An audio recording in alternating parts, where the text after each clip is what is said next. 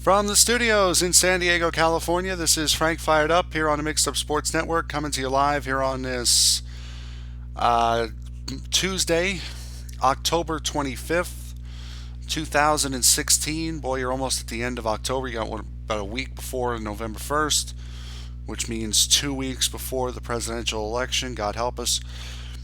Um, Big Monday show coming into a big Tuesday show. For the first time since week two, the Jets and Giants both win their respective games.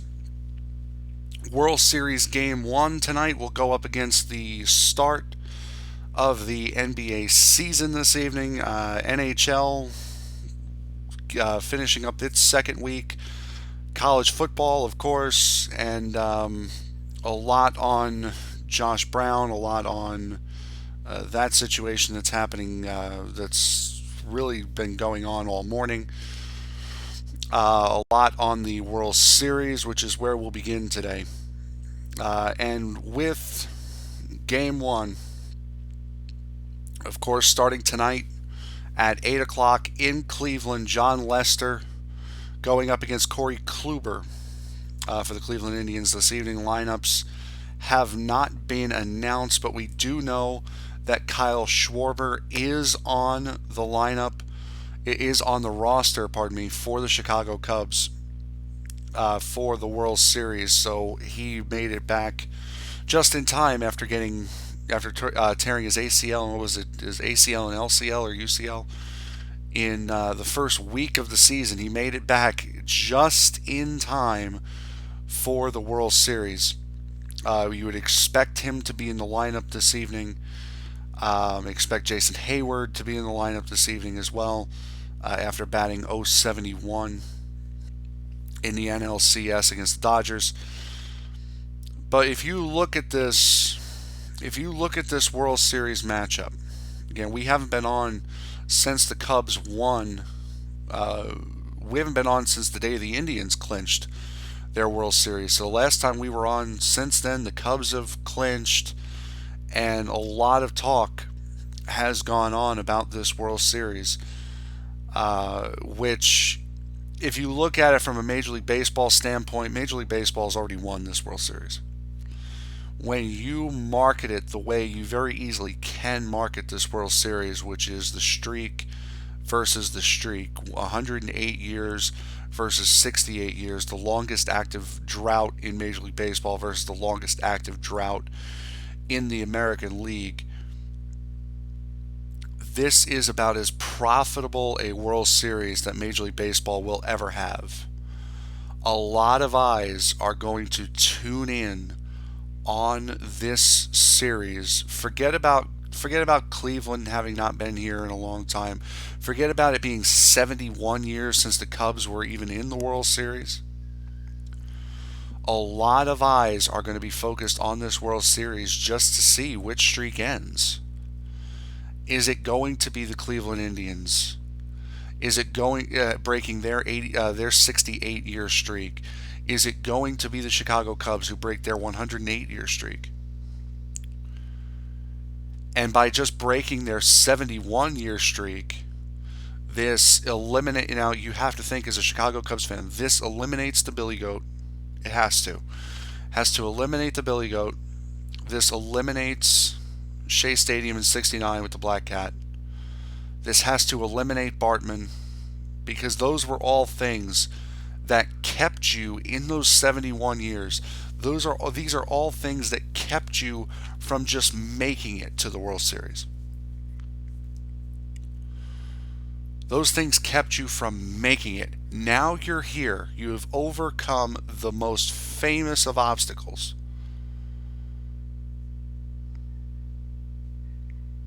Now you're here. You are more than a 2-1 favorite. Can you get it done?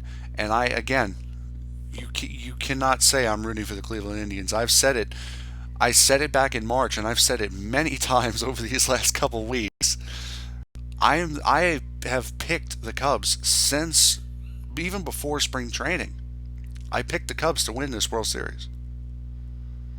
I went out on a major limb and picked the Cubs to win this World Series. Now it's looking like that limb I went out on was actually the trunk of the tree.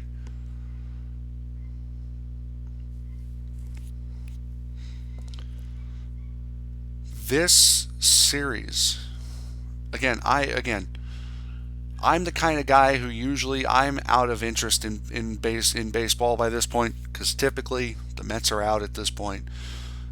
Football's hitting the middle of the season, so you're starting to really realize who's where, which the Giants always seem to be in the middle. The NBA is starting, which the NHL, I am so hyped up on hockey at this point. Baseball really just falls off the table for me. Of course, last year I was in it with the Mets in it all the way through the World Series. 2006, by this point, I was out of it after the Mets lost to St. Louis.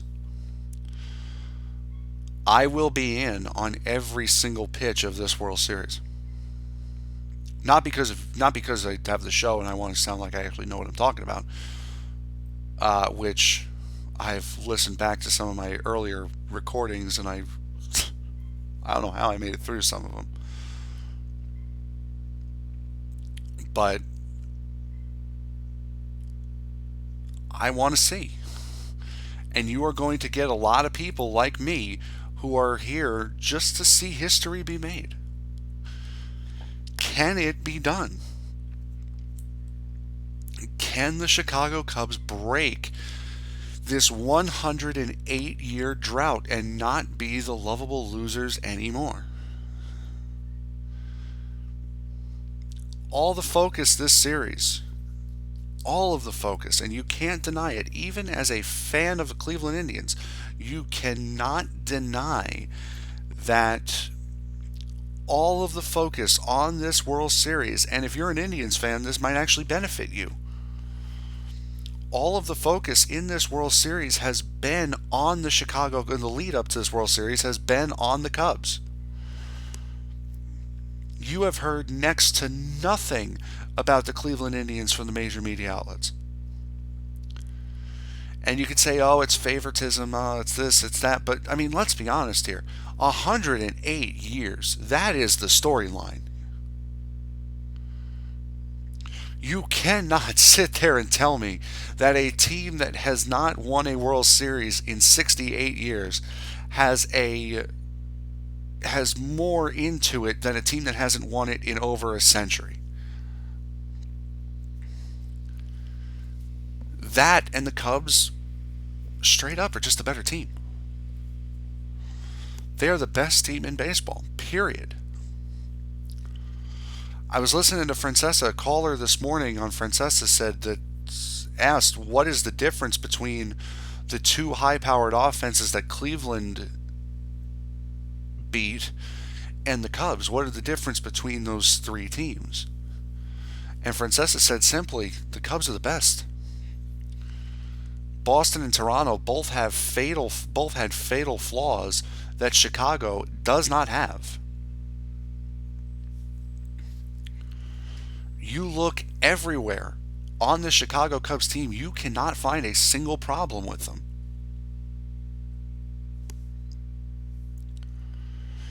You can't. Their really, who do you want? Who out of this rotation, Lester, Hendricks, Arrieta, and Lackey, out of all those guys, who do you want to face? You get to the back end of their bullpen, you have to face Aroldis Chapman. Yeah, I'll pass on that, thank you. And you look at that lineup, you look at the 8 guys who are around the pitcher in the field and in the lineup. You honestly cannot say that any of them are 1, bad hitters, or 2, stink in the field.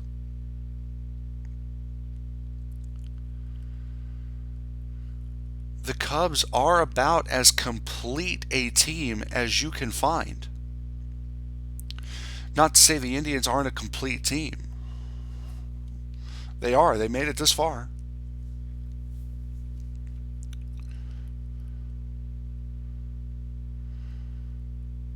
But when you look at these teams, Chicago is a lot more complete than Cleveland is.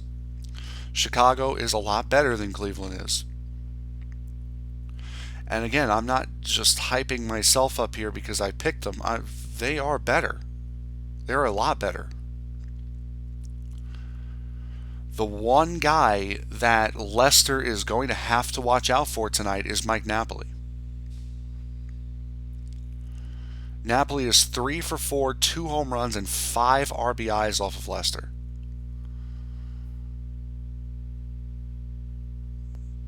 Again, those coming mostly from the days when Leicester was in Boston or the short time he was in Oakland.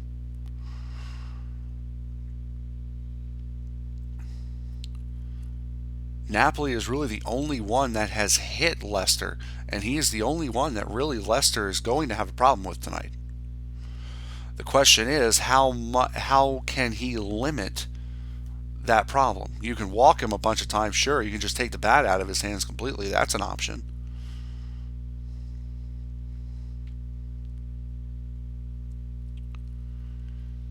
But if he does decide to pitch to him, he is going to have to be very careful. Again, 3 for 4, 2 home runs, 5 RBIs for Napoli off of Leicester.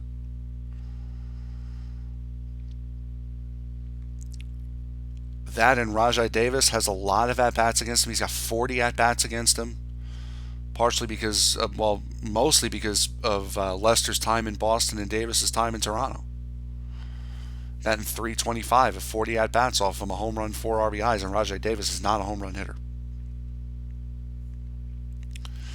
If you look at the Cubs against Kluber, you have a sense that this game is going to be Cleveland's game. You look at the big guys in the Cubs lineup. Javier Baez has not seen Kluber. Bryant's 0 for 3. Fowler's 0 for 7. Hayward's 0 for 3. Montero's 0 for 3. Rizzo's 1 for 3. Addison Russell hasn't faced him. Schwarber's 0 for 3. Zobrist is .077, 13 at bats. There's a lot of offers there. And for big hitters, Bryant, Hayward, Schwarber, Zobrist may as well be over. He's 1 for 13.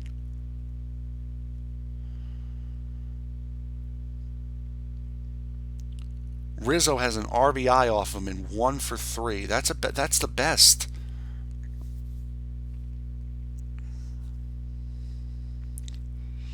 That's the best any Cubs player has done off of Kluber.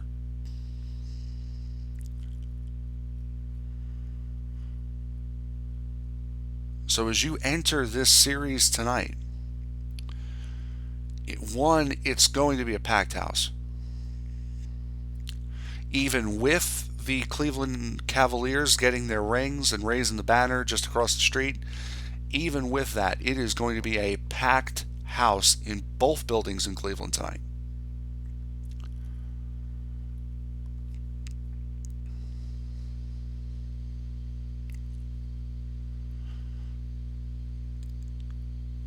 This series, of course, and the way you want to win it, and the way you want to win any series, is you want to win it at home. You want to win it at home in front of your fans, which is why I think a lot of people are rooting for a 5-game series for the Cubs to win it in 5. Because that means the last game at Wrigley Field of the year, it's Chicago's game.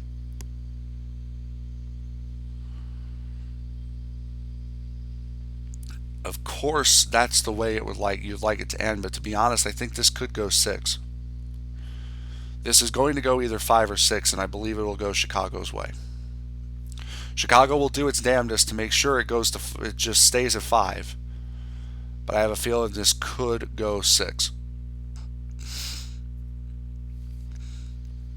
Chicago has a lot of momentum going into this series, especially with the way they dispatched of the Dodgers. They had the big comeback win against the Dodgers, then they had really the easy game to close them down in front of their home crowd, so you know they're going to be amped up from that. Cleveland Indians haven't played in what, a week now, almost a week, which a lot of people feel was the same problem that the Mets had last year, a little too much time off, couldn't stay in the swing of things. Because again, you remember the Mets were red hot coming into the World Series last year. They sat for about a week, and you saw they could not do a thing against Kansas City.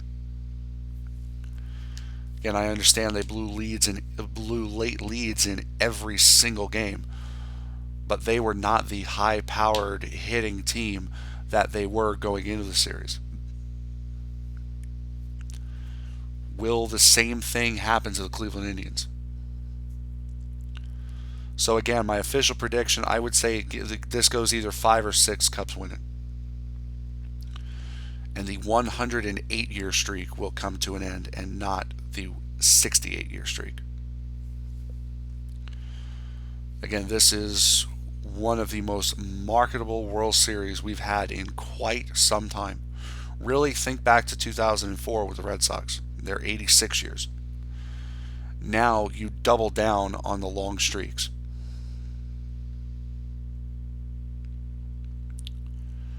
Which streak ends? We will find out either on or before November 2nd. We'll be back with the NFL right after this. Don't go away.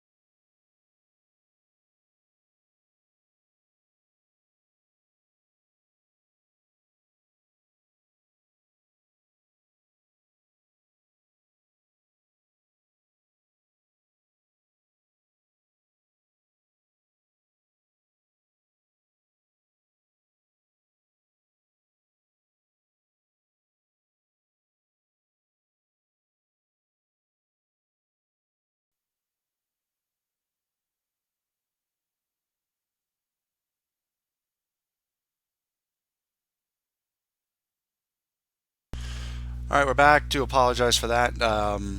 See what happened is we run this off OBS, which it's was it online broadcasting system or something like that, and my mic came disconnected. And if the mic becomes disconnected while OBS is on, you have to shut OBS down and turn it back on. And so I do apologize for that. We're going to get through the NFL quick here since we do have the start of the NBA season. We have college football we got to do. So, I mean, there's a ton of stuff to do today in the last half hour of the program. So, just running through the games really quick. Packers beating the Bears 26 to 10. Who didn't see that one coming? The Giants beating the Rams 17 to 10 in a game where the Giants offense was absolutely invisible. That and Case Keenum just proved why Jared Goff should be the starter there in LA. And I mean, just 4 interceptions, 2 to Landry Collins, 2 to DRC. Again, you have to think how much longer until you see Jared Goff in LA. That and pardon me, that and why, when you have a young halfback like Todd Gurley, why are you not using him the way that they should be using him? I mean, Case Keenum threw 53 passes on Sunday. That is absurd when you have a halfback as good as Todd Gurley is. It's just absolutely mind-boggling to me that they continue to just ignore the running game with a guy like Gurley. That, and he's not even getting screens out of the backfield or checkdowns. He's not getting anything. Kansas City Chiefs defeated the New Orleans Saints 27 to 21. Indianapolis Colts over the Titans 34-26. Vikings fall for the first time this year. Once again, Carson Wentz pulls it out against another difficult team, 21 to 10. Eagles are now 4-2. They sit second in the NFC East. Cincinnati Bengals over the Cleveland Browns, 31-17. That was one of the losses on the underdog picks this week. I actually don't remember the third game. I don't remember the third underdog game. Maybe it was the Colts game. I think it may have been the Colts game. I have to go back and listen to last week's to remember. The Redskins, even despite scoring 14 points in the fourth quarter, still fall to the Detroit Lions 20 to 17. The Oakland Raiders defeating the Jacksonville Jaguars 33 to 16. Again, I thought Jacksonville was going to be so much better than they were this year. That, and I know that was one of the underdog games as well. The Miami Dolphins now improved to 3-4 on the year, beating the Buffalo Bills in the fourth quarter 28 to 25. The New York Jets actually defeat the Baltimore Ravens 24-16. Of course, as you know, Geno Smith done for the year with a torn ACL. Fitzpatrick coming in, and listen, Fitzpatrick's post-game comments, I wouldn't call that whining. I wouldn't call that complaining. I would definitely call that just him being real. Him being honest is what I would honestly call that. And the one thing I will take away from that, though, is that he said that management, and I'm assuming management meaning the coaching staff, gave up on him. That is an absolute load of garbage. Because even after that disastrous Monday night start, Todd Bowles said, listen, he is our starting quarterback for week 7. And it wasn't until more likely than not Woody Johnson got into his ear on Tuesday that he made the change. So for Fitzpatrick to say that management, meaning the coaches, gave up on him is complete and utter nonsense. And like Todd Bowles said yesterday, listen, if him playing pissed off keeps him from turning the ball over, then you know what? I'll piss him off every single time he goes on the field.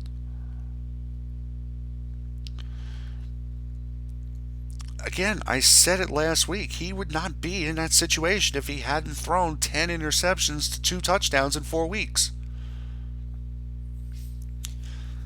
He would not have been in the spot he was in this past week.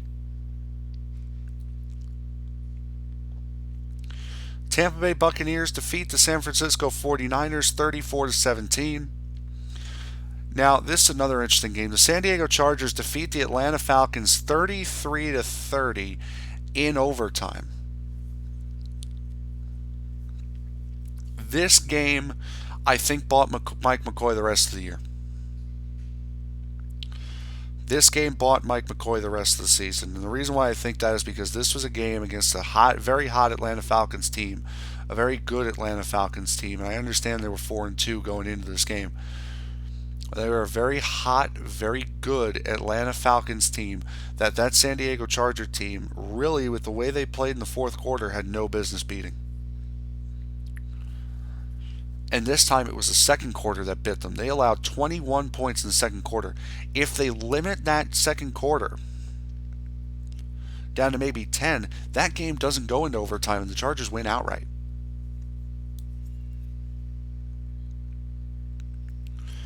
As I said, the Chargers have a good team. It is just that they cannot. The same thing with the Giants last year. They can't finish games. And on Sunday they finished. They finished in about as convincing a style as you can finish.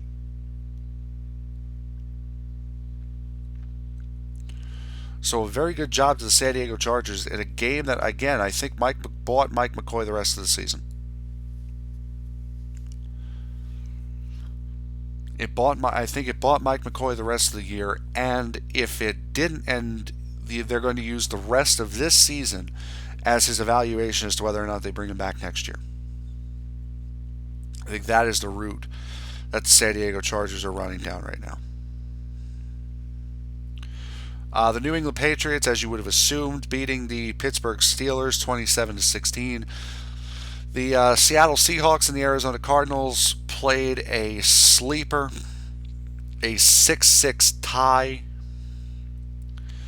I mean, this game, when you have two kickers miss essentially extra points at the end of overtime, and then you watch on the ESPN pregame yesterday, and you watch Randy Moss do it in a suit.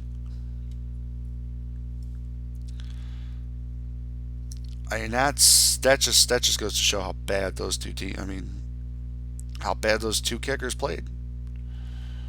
It really does. And what really got me going was the fact that yesterday I'm watching Sports Nation for some reason. I guess nothing else must have been on. I'm watching Sports Nation, and the topic was, should the NFL really allow ties? I'm sitting there going, for the one tie there is every 5 years, this is really a topic of conversation. Again, classic ESPN creating nonsense to fill airtime. It's just classic ESPN. Then you get to the Monday night game. Brock Osweiler returning to Denver, did not return well, as the Denver Broncos defeat the Tennessee Titans 27-9. And going over the news, especially here in New York, that has been ongoing all day long. After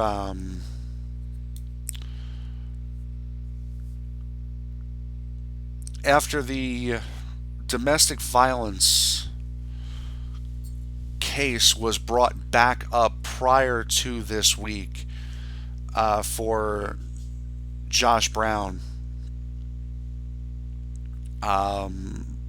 Josh Brown released a statement earlier today essentially saying, listen, did I abuse my ex-wife? Yes. Did I abuse my ex-wife? Yes. Did I ever hit her? No. Again, this is just paraphrasing. That abuse comes in many different forms. I've been trying to identify and work my issues out. Um, Basically, apologizing to the Giants for this being a situation. Now, that was a statement that he released right around 12:30, 1 o'clock today. Well, the Giants released a statement as well today, releasing a statement that he was cut from the team by saying this. Uh, John Mara saying this: "We believe we did the right thing at every juncture in our relationship with Josh. Our beliefs, our judgments, and our decisions were misguided. We accept that responsibility." So basically saying that they were wrong. We hope that Josh will continue to dedicate himself to rehabilitation and to becoming a better person and father. We continue to support him in his efforts to continue counseling, and we hope that Josh and his family can find peace and a positive resolution. We have great respect and feel strongly about our support for the good people who work tirelessly and unconditionally to aid the victims of domestic violence and who bring awareness to the issue. We have been partners with the My Sister's Place, a domestic violence shelter advocate based in Westchester, New York, for nearly 20 years. The leadership of the organization has provided invaluable insight as we have considered our decision in this matter. We value and respect their opinion, and we look forward to continue working with them in the future. So basically, what that last bit was, we went to the people of My Sister's Place. They got basically an update on. They got information on what Brown is going through, and they basically went off of the decision of My Sister's Place to cut him. So they sought advice before making their decision, at least, and they decided to cut him, which, to be perfectly honest, was the right move. So they took. So in that, you see them take responsibility for making the wrong decision to pick him up. Again, even knowing the domestic violence background, and said that we sought more information before we made our decision. We sought to make an educated decision, and that's what they did. You can't fault a team for making an educated decision on a topic like this. So good on the Giants, at least. So at least good on the Giants. Um, for making the decision that they made the way they made it. Again, I believe like a lot of people, I believe it was the right decision. You got to let this guy. Again, I'm not calling Josh Brown a bad person by any means, but you got to let this guy. You got to give this guy time to figure it out. And what he said in his statement directly conflicts with what his ex-wife said. As far as his ex-wife said that he hit her, he said that he didn't. So you got that. So you got those two conflicting reports. So I mean, again, I think the Giants did the right thing here. You give him the space that he needs to figure this out. Going to college football really quick before we go on break. We'll go through the scores and the rankings really quick. We'll get to the NBA on the other side. The Louisville Cardinals defeating North Carolina State 54-13. That was number 5. Number 11 Wisconsin over Iowa 17-9. Number 23 Colorado, defeating Stanford 10-5. Number 21 North Carolina over Virginia 35-14. Number 7 Nebraska over Purdue 27 to 14. Number 20, Western Michigan defeats Eastern Michigan 45-31. Number 1, Alabama over number 9, Texas A&M 33-14. Michigan over Illinois 41 to 8. Memphis over Navy over Memphis, 42 to 28. West Virginia over TCU 34-10. Utah over UCLA 52-45. Auburn over Arkansas 56 to 3. Washington continues their rampage. They beat Oregon State 41 to 17. Oklahoma over Texas 66 to 59. I mean, this game, is there any defense in the Big 12? This is why I got turned. I mean, I was a big Oklahoma fan. This is why I got turned off from Big 12 football. There's no defense. It's a scoring party. Is all it is. It's a scoring party. That's it. And when you look at these two teams, look at these yard totals. Net yards for Oklahoma, 864 yards. For Texas Tech, 856 yards. That is an FCS record for yardage. That is a combined, hold on one second here. That is a combined 1,720 yards, which is an FCS record in one game. You want to know the best part about that? You want to know the best part about that? Mayfield went 26 for 35, 541 yards, 7 touchdowns. Mahomes, the second for Texas Tech, went 44 for 77, 1 interception throughout the entire game. 1. There were 102 passing attempts and 1 interception. Really? Come on now. Look at these receiving longs. This is just for Oklahoma.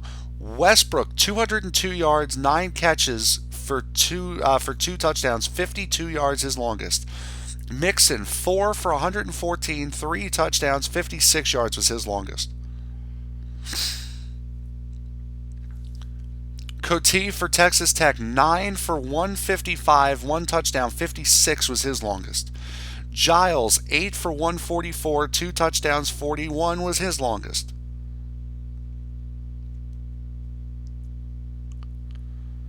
I mean, come on. Play some bloody defense. Somebody in the Big 12 play some defense, please.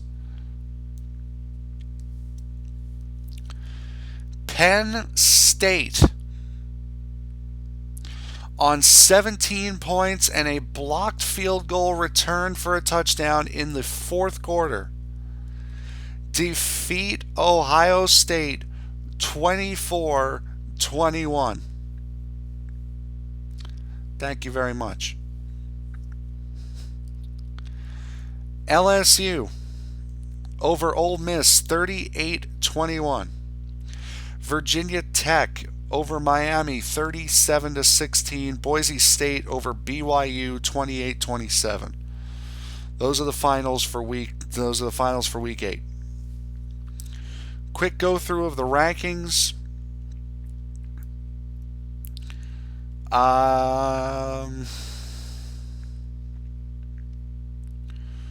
Again, these are the AP rankings. You have Alabama number 1 again, of course.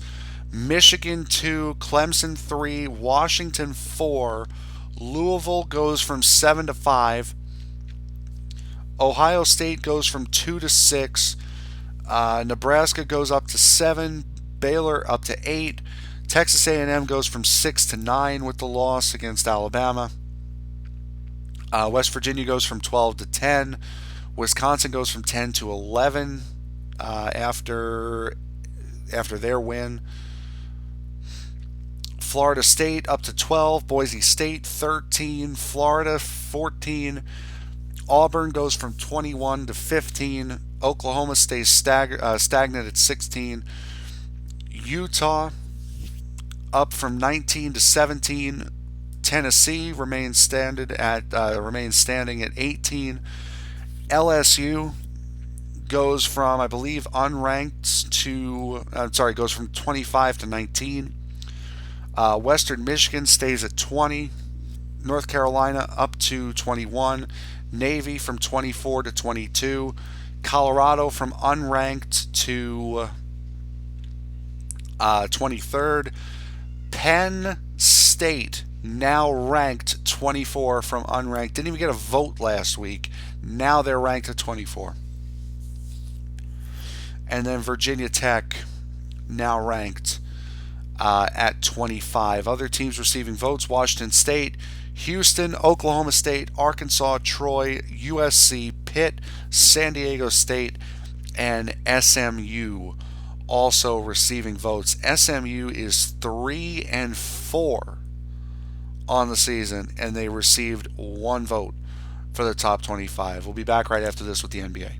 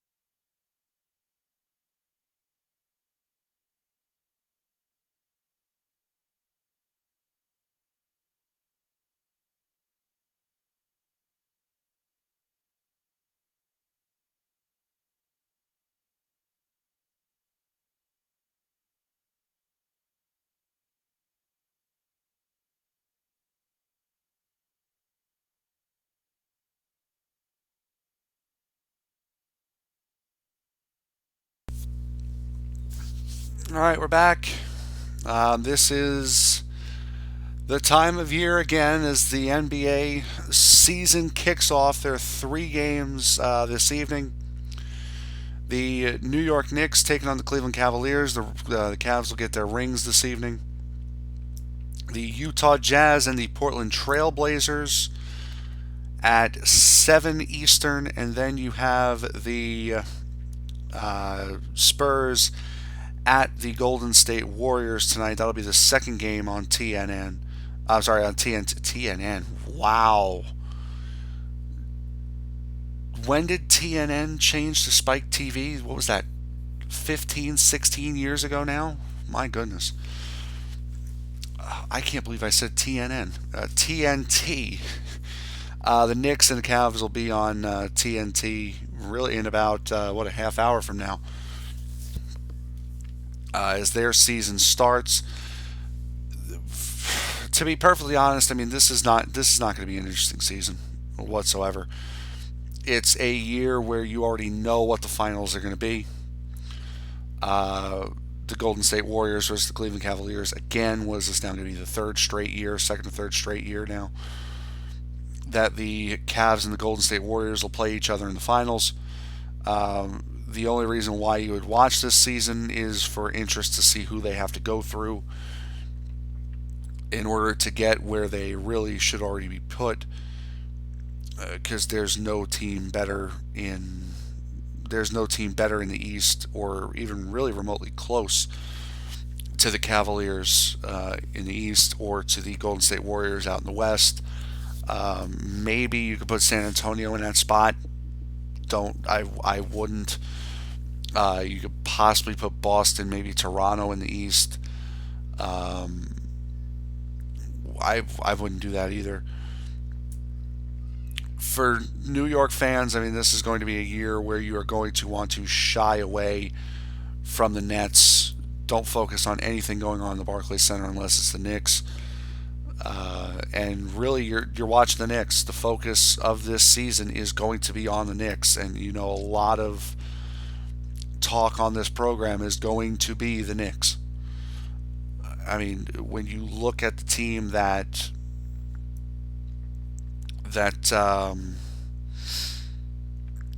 Nets are going to put out there, and they play tomorrow night against the Boston Celtics in Boston. To the Nets. This is not going to be a team that's going to be worth watching by any stretch of the imagination. This is going to be a young, inexperienced team who really have made it worse on themselves because now their first round pick is with Boston again this year. And they're going to end up in the lottery. So this is not going to be a good year for Brooklyn basketball. For the Knicks, however, this could be I would expect this to be a 500 year. And with how weak the Eastern Conference is, okay, you look here at the Eastern Conference.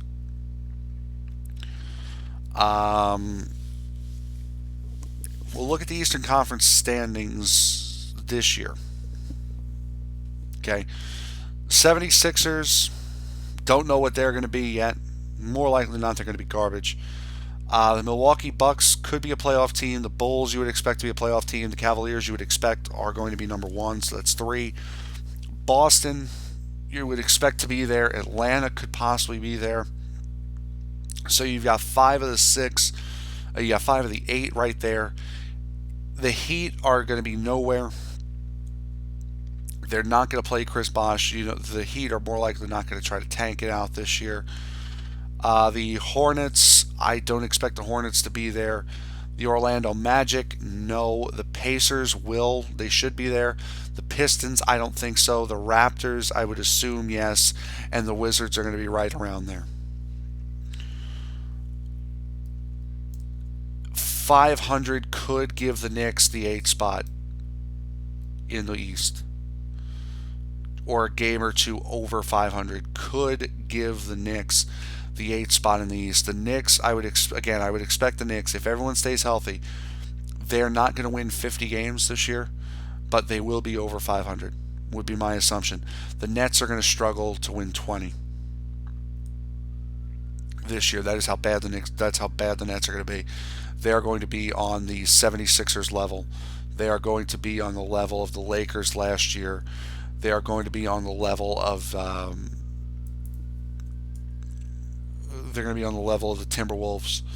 They are going to be at a very, very low level of play this year. One can only assume, again, you would have to expect the Cavaliers and the Warriors are going to be in the finals. The only reason why you would watch this season is to see who they're going to have to go through to get there.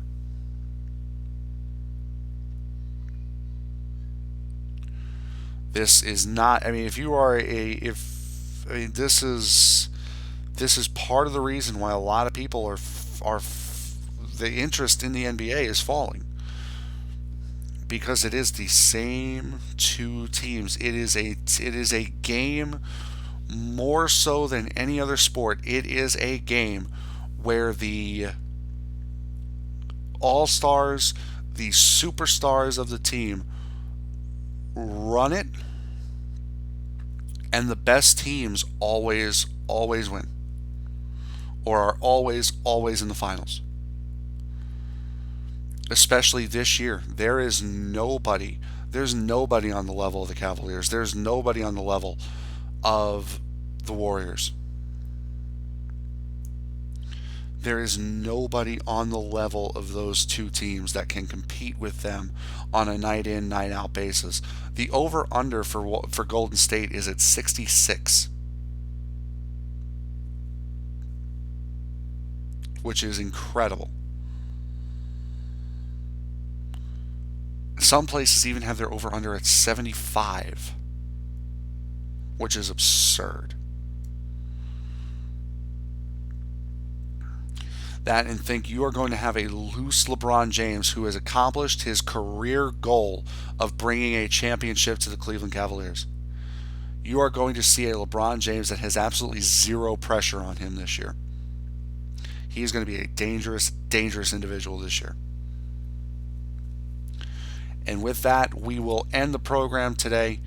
Again, NBA season starts this evening, starts in about a half hour with the New York Knicks playing the Cleveland Cavaliers. The game probably won't tip off until about 5 o'clock. Game probably won't tip off until about 5.